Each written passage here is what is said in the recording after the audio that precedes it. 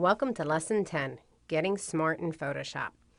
In this little video snippet, you're going to find out how you can take advantage of smart objects or smart layers. And I'm going to show you some things that you can find within the lesson if you're reading along in the book, but also a couple little extra things that might be of interest to you.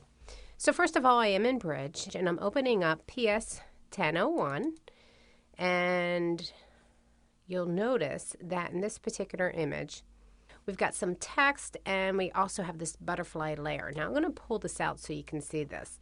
But typically if you were working in Photoshop, you would drop an image in and you might have to enlarge it a little bit. And that's okay, by about 20%. But if you needed to double it in size or triple it in size or make it small and then large again, then you had an issue. And here's the issue that you might have. I'm pressing Control-T. If you're on the Mac, you can press Command-T, and that's the keyboard command for free transform. I'm holding down my Shift key and grabbing a corner and making this really small because I've decided that I want this butterfly really small. Now, I can either press the Return key or click on the Commit button up here in the options bar, but I've got this butterfly, and then later I decide, you know, I think I want the butterfly a little bit bigger. So I do Control or Command-T, and I make it bigger. And what have I done? Well, when I scaled that butterfly down, I pretty much eliminated the information that I might need now when I'm rescaling the image up in size.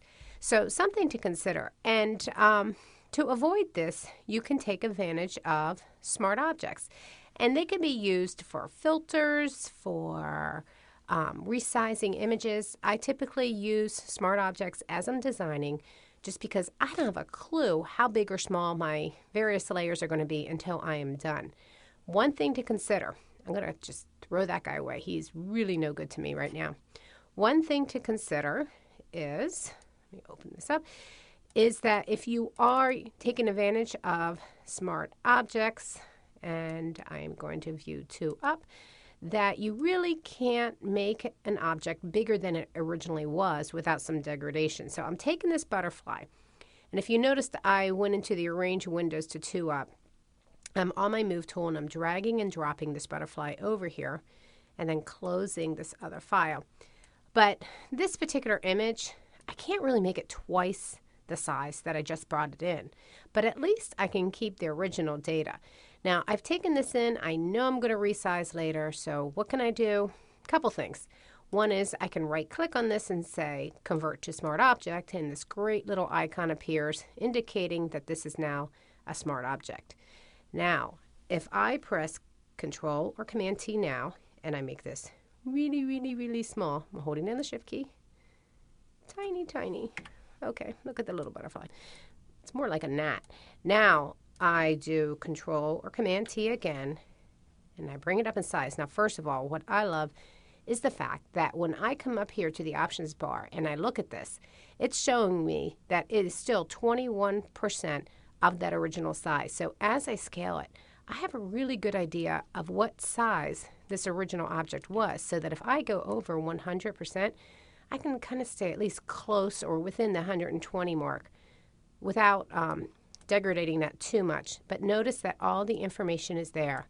It is actually embedded, this image, inside of this Photoshop file, which, yes, does make a larger file, but you don't have to keep it that way forever. You can keep this file embedded. You can keep it a smart object until you're done designing. If you've got a lot of hard drive space, keep it that way as a backup. If you don't, you can always convert it back by rasterizing the image.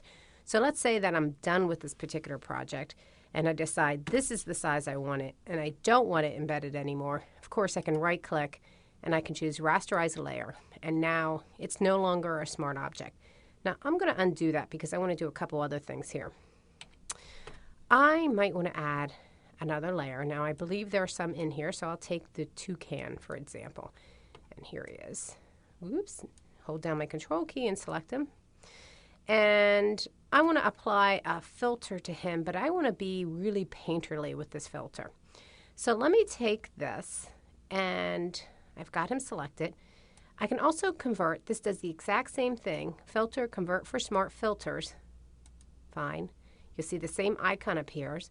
But now when I apply a filter, like for instance, I'll just do something totally unrelated to the lesson, but just so you can see, Gaussian blur, and I'll really blur this. Now the benefit to working with smart objects, again with filters, is that I can turn off or on that filter, but I've also gained a mask. And if I click on here, you'll see the 4 handles appear.